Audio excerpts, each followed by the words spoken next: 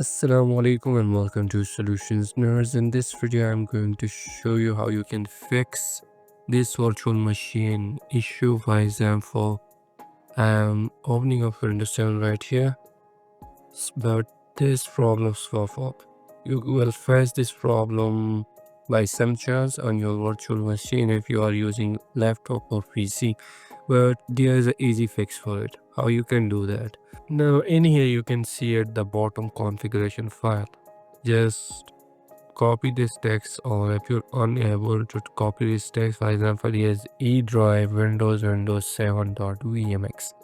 So go to that directory. For example, let me go to there and I will go to E, then Windows, and here you will find that file Windows. Here is Windows.vmx.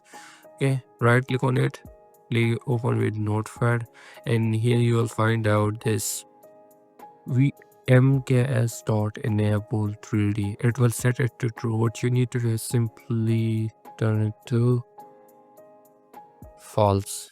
Okay, once you get to false, then save it, Control S or save. Once you save it, go there and run that Windows again. Run yes, and boom, the problem is solved. This is an easy fix if you are using any sort of virtual machine, and just go there and simply change that one line and you are good to go. And for more videos like this, subscribe to Solutions Nerds. Thanks for watching.